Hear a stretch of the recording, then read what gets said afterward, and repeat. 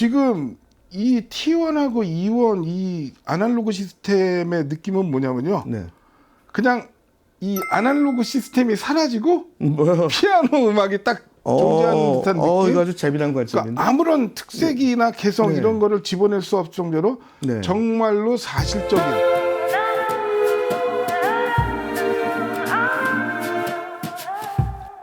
안녕하십니까. 오디오 평론가 박성수입니다. 참 오래간만에 여러분들께 인사를 드리게 되었는데요. 이렇게 저를 불러주신 하이파이 클럽 한 사장님께 다시 한번 감사하다는 말씀을 드리겠고요. 근데 네.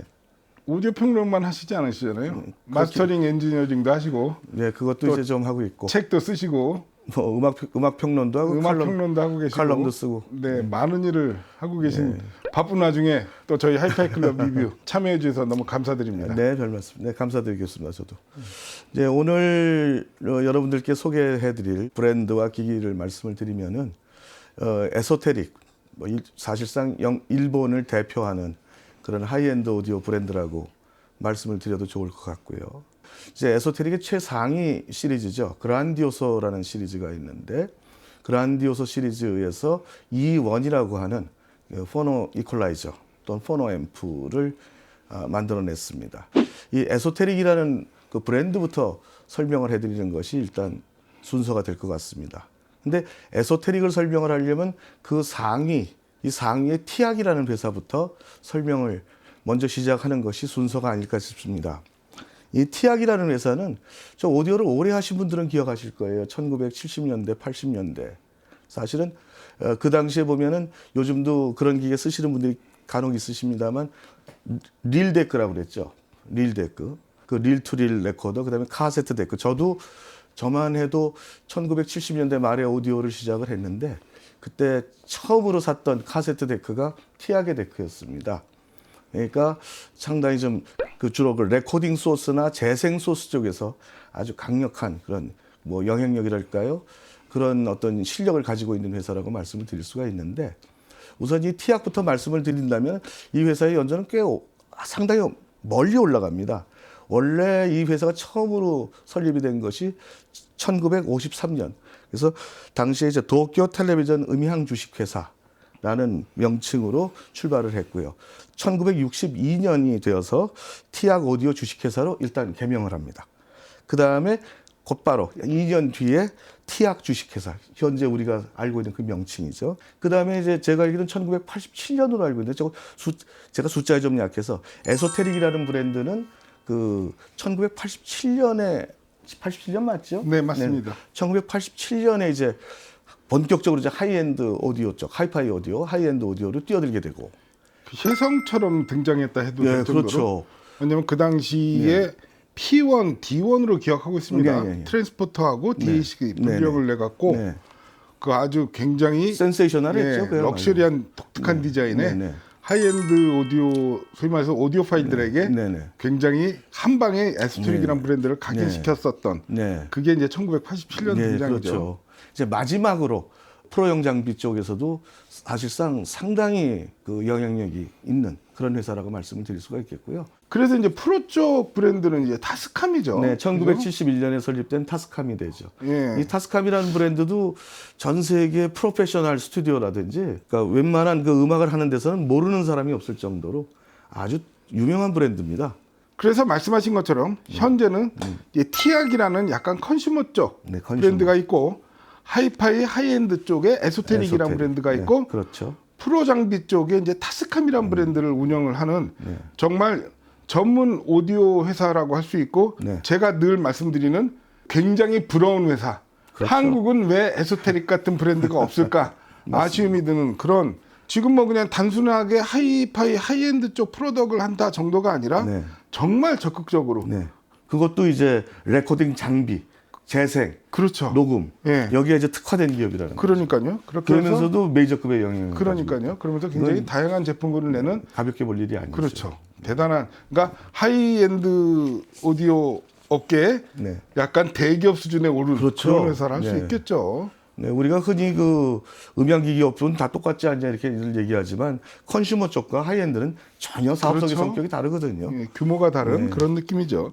그래서 이제 본격적으로 이제 우리 에소테릭 이제 포노 이퀄라이저를 들어가야 되겠는데 이 제품 같은 경우를 설명해 드리기 전에 이게 모델명이 E1이에요. 그란디오서 E1으로 돼 있는데 그리고 요즘에 이제 많이 부각이 되다 보니까 많은 분들은 이게 에소테릭의 첫 번째 포노 이퀄라이저가 아니냐 이렇게 생각하시는 분들이 계실지도 모르겠어요.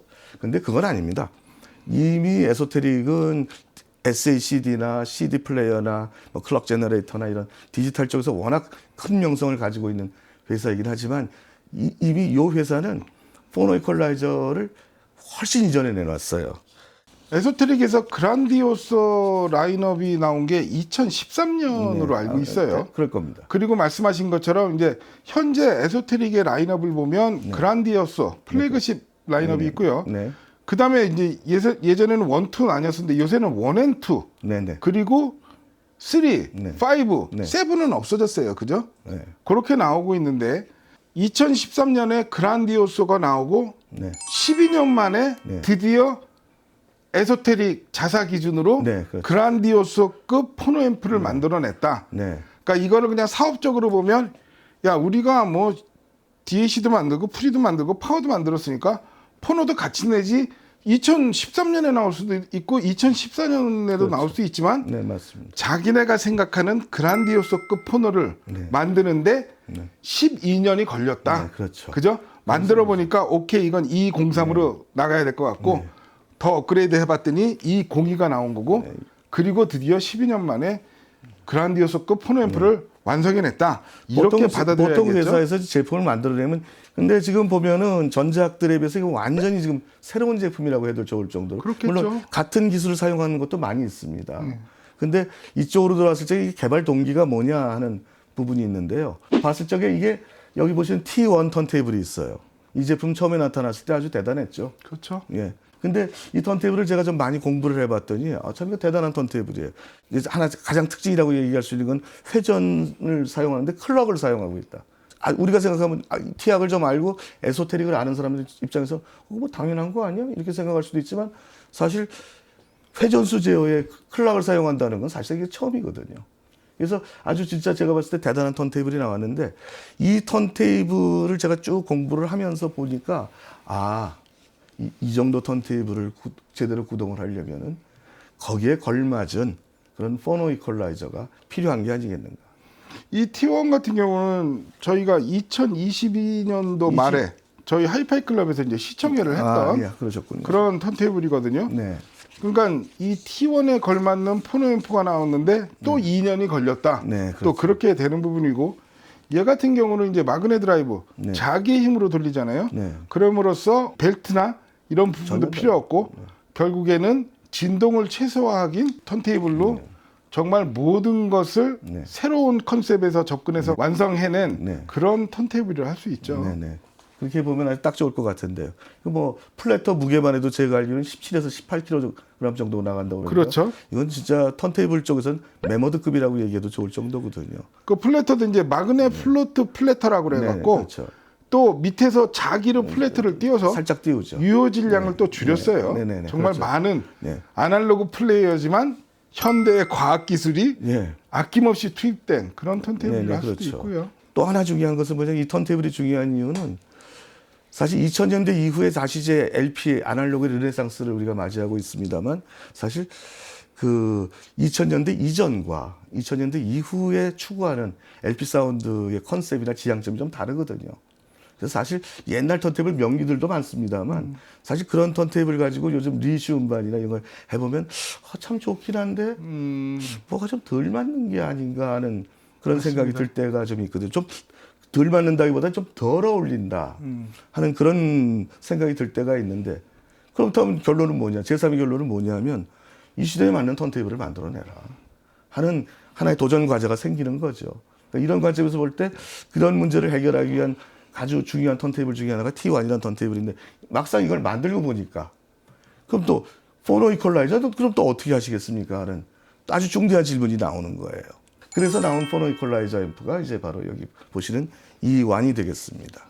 자, 그럼 이쯤에서 저희가 이제 그 얘기를 많이 했는데 음악을 한 곡 듣고 들어보고 가는 걸로 하죠. 그래서 지금 자 여기가 저희 극동음향 본사 이제 시청실을 이번에 새롭게 오픈을 했어요. 아직 정식 오픈은 안 하고 이제 막 완성을 해갖고 지금 계속 튜닝 중인데 이 극동음향 시청실에 왔거든요. 그래서 지금은 디빈 노블레스 이제 스피커가 전시돼 있는데 여기에 디빈 마제스틱 스피커가 네, 마제스틱. 이제 들어올 예정이라고 그러고 파워앰프도 CH 프레시언 M10으로 깎이고 자 그리고 맞은편에는 디빈 마퀴어스 스피커에 에소테릭 그란디오서 M1X 모노블록 파워앰프고 오늘 이제 매칭되는 프리는 역시 그란디오서의 C1X 프리앰프에 그란디오서 E1 포노앰프에 그란디오서 T1 턴테이블로 음악을 들어볼 건데요. 저희가 이제 오늘 4곡을 들어볼 거예요. 네. 그래서 첫 곡을 피아노를 한번 네네. 들어보는 거예요. 이 곡에 대해서 좀 설명을 해주시죠. 제가 오늘 첫 번째로 고른 시청곡은요, 요 음반입니다. 뭐 이 판 잘 아시는 분들도 많을 것 같은데요. 뭐냐 하면은 그 연주가는 아르투로 베네디티 미켈란젤리라는 이거 아주 퍼펙셔니스트 중에 퍼펙셔니스트죠.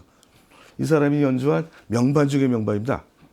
드뷔시의 영상, 그 다음에 어린이의 코너라, 어린이 세계라는 작품이 있는데 여기서 영상 1집 중에서 물의 반영이라는 그 소풍을 한번 들어보려고 합니다.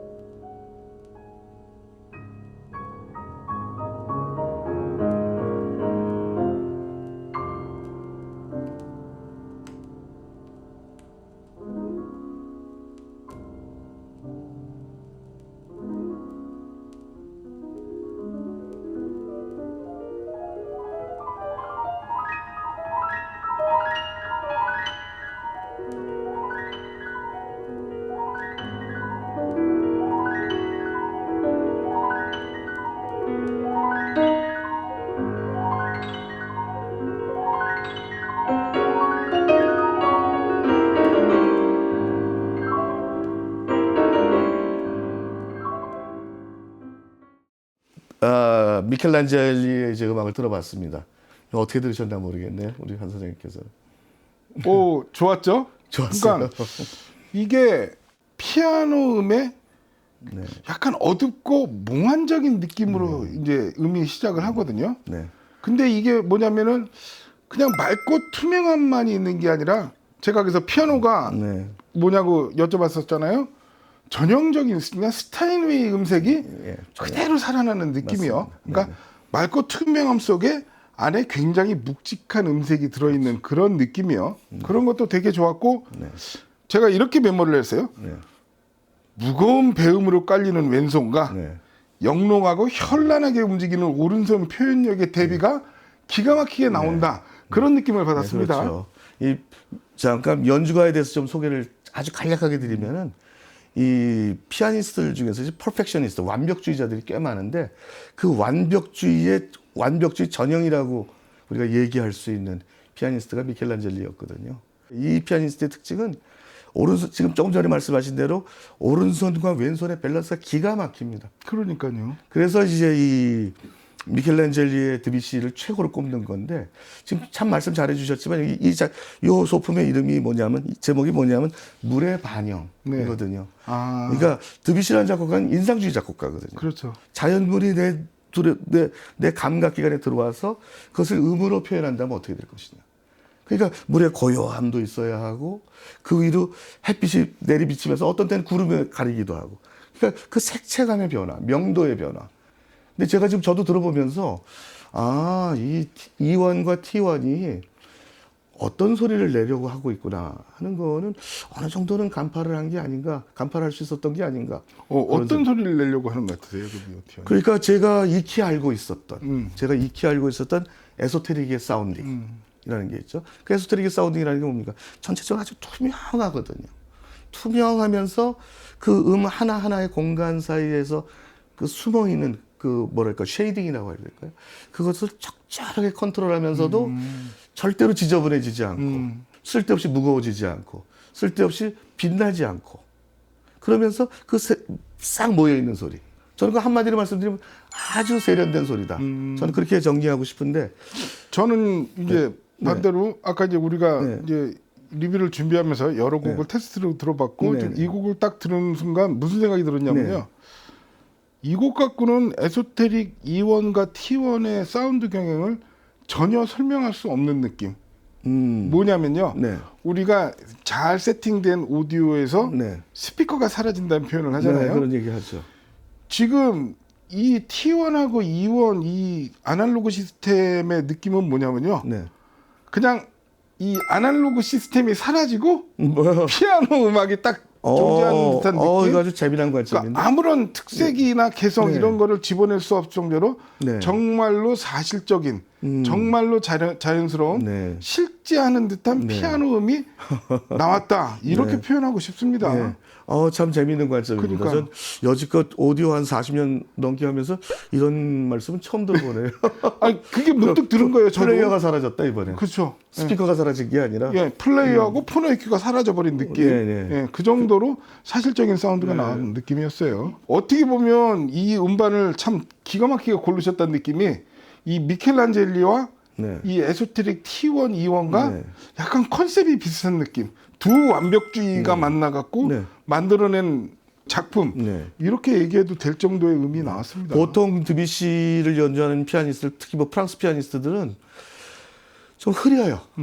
배경도 흐리고 마치 그 공기의 어떤 그 색채감이라는 걸 내기 위해서 애를 쓰는데 뭔지 알 것 같아요. 미켈란젤리는 관점이 달라요. 미켈란젤리는 어떻게 설명하냐면 이렇게 설명합니다. 정확하게 쳐. 나머지는 그 음악이 해줘. 근데 그게 참 어려운 얘기예요. 어려운 거죠. 정확하게 치고 깨끗하게 치면 재미가 없어질 텐데. 그리고 조금 전에 이 미켈란젤리가 치는 피아노가 어떤 피아노냐고 말씀드린 이 사람 전형적인 스타인웨이입니다. 그러니까요.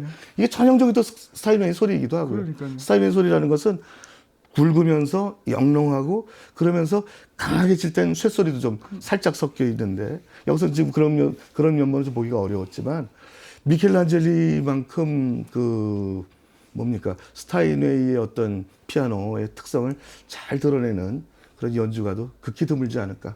저희가 이제 음악 한 곡 듣고 이 곡에 대한 느낌을 설명을 하는데 너무 소리가 처음부터 그냥 완전히 휘어잡는 그런 너무 아름다운 소리가 나와서 그러니까 음악 평이 좀 길어졌는데 연주도 좋고 그러니까 그 연주를 잘 살려내는 기계도 좋고 아까 그 한마디로 표현하셨어요. 뭐라고 하셨냐면 어떻게 스피커가 사라지는 게 아니라 플레이어가 사라지네. 그러니까요. 이거 참 재미난 말씀이었습니다. 저도 오늘 한 수 배웁니다. 이건 다음으로 또 넘어갈까요?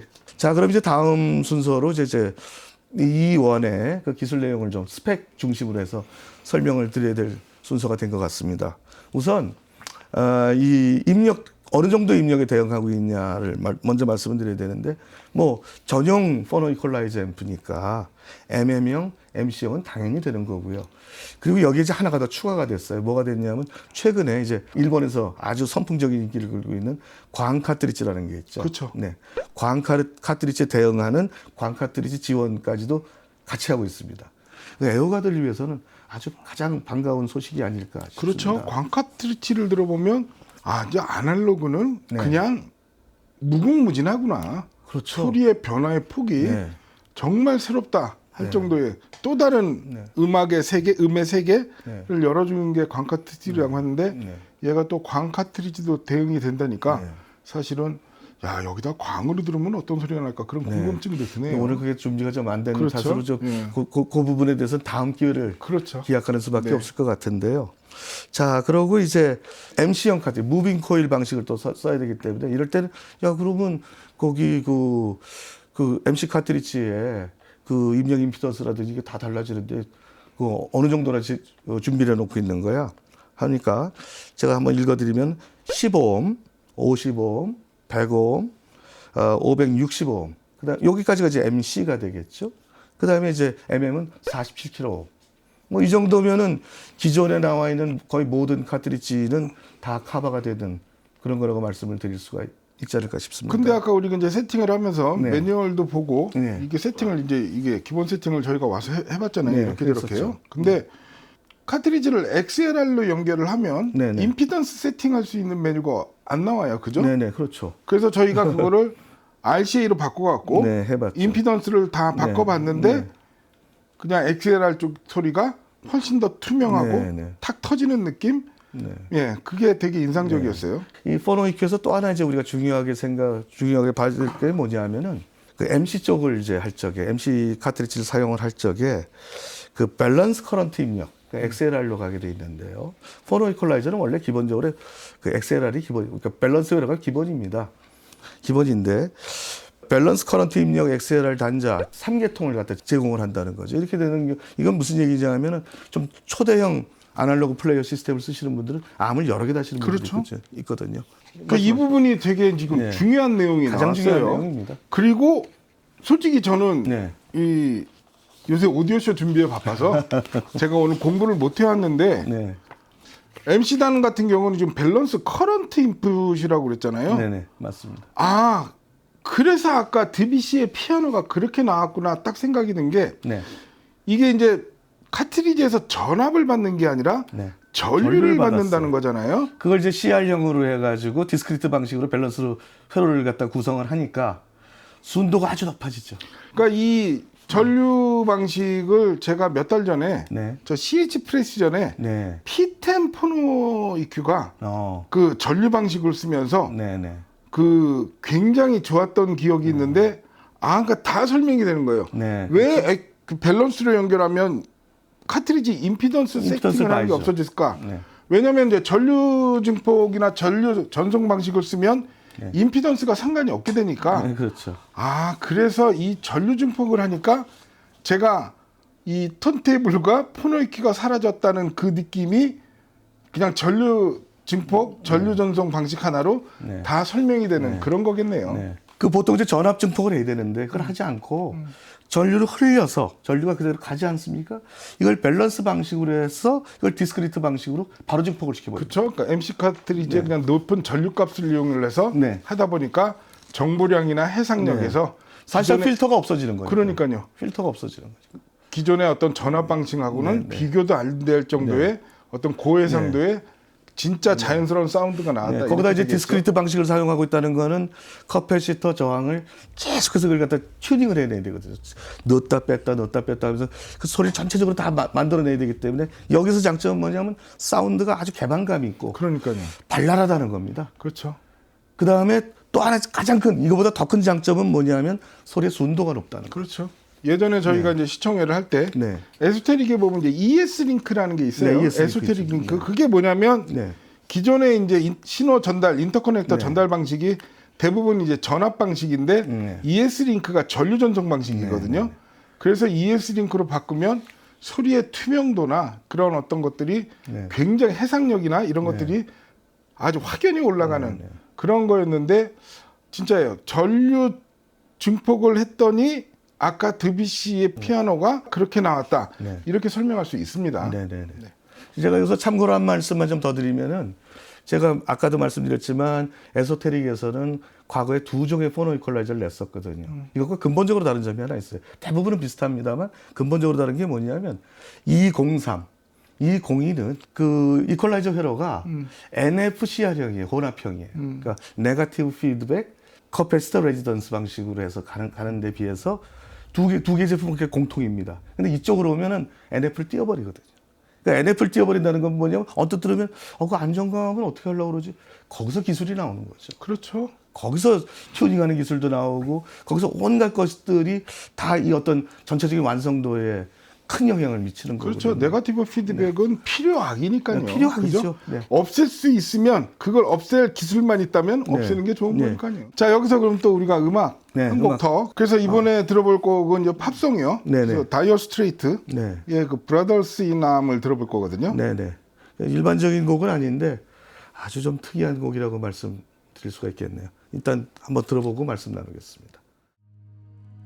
Through these fields of destruction, baptisms of fire, I've witnessed your suffering as the battle raged high,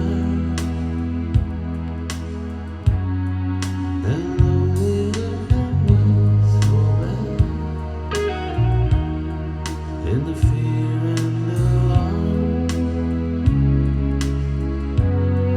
you did not desert me, my brothers in arms.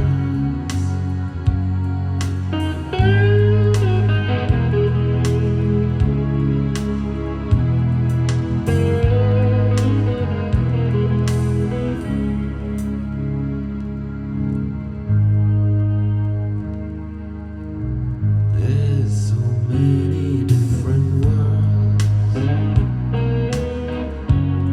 so many different suns, and we have just one world, but we live in different ones.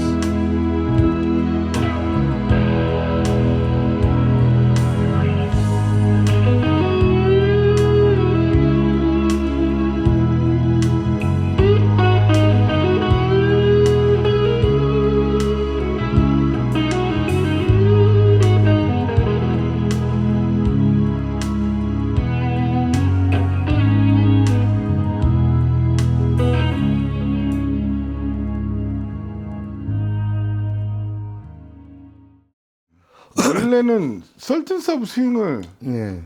들어보고 싶어서 LP를 갖고 왔는데 네. 저게 이제 더블 자켓인데 LP 한 장이 없어갖고 그 다음으로 고른 게 이제 브라더스 인암. 사실은 이 곡이 네. 되게 느린 템포예요. 그래서 그렇죠. 자칫 잘못하면 재미없을 수 있는 늘어지죠. 늘어지는 그냥 약간 보링한 네. 그런 음악이 나올 수 있었는데 이 곡에서도 깜짝 놀란 건 이 약간은 암울한 음악적인 분위기를 만들어내는 네. 능력, 그리고 이 마크 노플러의 보컬의 음색하고 네.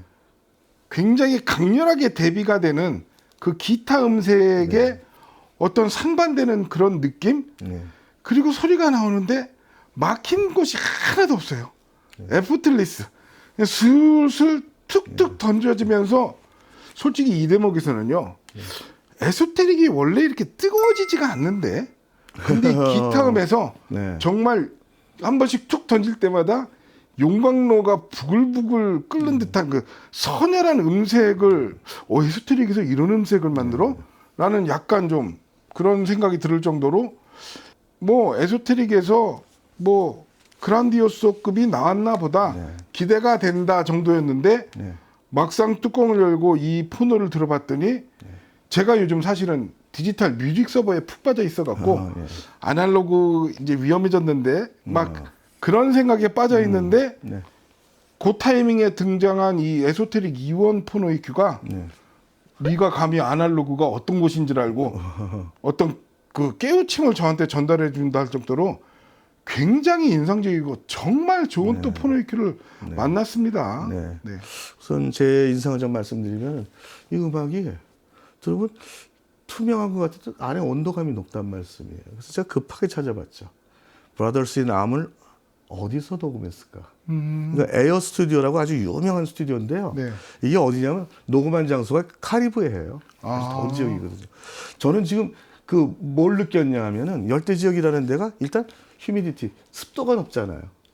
습도가 높기 때문에 청명한 감은 아무래도 느끼기가 좀 어려운 것인데 그 어떤 뭐랄까요, 그 카리브해의 어떤 더운 습기를 먹으면 더운 그러니까 무더운 바람이 불어오는 것 같아요. 그 속에서 그 기타의 소리들이 피어 올라가고 그다음에 마크 노플러의 어떤 약간 나른한 목소리. 조금 전에 맨 처음에 말씀해 주시기를 사실 이게 이런 형태의 음악, 좀 약간 나른한 음악 아닙니까? 그렇죠. 나른한 음악을 갖다가 자칫 밸런스가 안 맞는 데서 재생을 하게 되면 소리가 무거워지고 어두워지고 하는 그런 느낌이 들기 쉬운데 여기서 그 푸덕해서 전혀 그런 걸 못 느끼겠거든요. 가볍게 사뿐사뿐. 참 이럴 때 한국말이 좋네요. 사뿐사뿐 흘러가면서도 전체적으로 큰 그림 속에서는 아, 여기가 어딜까? 도대체 이런 음악을 할 때 이런 소리가 나는 곳이 어딜까? 네, 카리브해입니다. 그러니까요. 이런 게 음악의 힘, 소리의 힘이라고 네. 하는 게 이게 그냥 그저 평범하게 나왔으면은 네. 박승수 리뷰어님이 네. 아니 핸드폰으로는 뭐 그냥 업무 처리하시나 봤더니 네. 도대체 이 아름다운 소리가 나오게 녹음한 곳은 어딜까? 그런 궁금증을 네. 불러낼 정도로 네. 정말로 좋은, 네. 정말로 인상적인, 네. 정말로 아름다운 음악이 나왔습니다. 그래서 오늘 대타로 고른 노래인데 브라더스 인암에서 네. 또 다른 음의 세계를 발견했다. 할 저는 정도로 그게 궁금해진 거예요. 갑자기 이런 소리가 나는 곳이 어디야? 영국에는 없는데? 영국에는 그러고 없잖아요. 봤더니 영국 특유의 약간 어둡고 예. 약간은 어눌한 느낌 이런 게 전혀 없고 전혀 없잖아요. 왜냐면 공기가 온도가 기온이 낮아야 되니까 여기 높은 데 아니에요. 그러니까 무슨 열기가 나오는데 참 뭐랄까 소리에서 자꾸 그런 느낌이 드니까 이거 도대체 어디서 녹음을 했길래? 그러니까 저도 아까 그 기타에 일렉 기타의 그 마크 노플러 기타에 네. 굉장히 이런 서늘한 느낌은 약간 처음 받아봤는데 그거를 이제 네네. 박승수 리뷰어님은 이게 어디서 이 뜨거운 음이 나올까? 네. 그래서 검색을 해보는. 그 맨 처음부터 말씀하시기를 이거 왜 도대체 이 에소테릭에서 아주 세련미를 자랑하는 그런 사운딩을 하는 메이커에서 브랜드에서 갑자기 이런 소리가 날까? 그 말씀하시 여기서 서로 의견이 공통한 거죠. 그러니까요. 그래서 네. 기타의 그 서늘하고 맑은 음색 속에 네. 거기서 또 일렉 기타 특유의 거칠음까지 네. 하면서 이 음악이 이렇게 아름다운 음악이었어? 네. 다시 한번 또 이게 네. 새롭게 네. 발견하게 되는 네. 그런 순간이었습니다. 우리가 지금 오디오 기기 리뷰를 하려고 앉았는데 음악 한 곡 듣고 그 음악에 대한 미리 말씀 다 하셨잖아요. 턴테이블이 없어진대요. 그러니까 그냥 음악에 대한 얘기를 네. 계속 나누고 싶을 정도로 네. 진짜 좋은 네. 소리가 나왔어요. 네, 좋은 네. 소리가 나왔어요. 자, 제가 뭐 예상을 했지만 네. 이 정도일 줄은 또 몰랐습니다. 지금 카메라 배터리가 다 나갈 정도로 거의 저희가 1시간 반에 육박할 정도로 해갖고 여기서 1부 끊고요. 네. 잠시 쉬었다 네. 2부로 계속 이어지겠습니다. 네.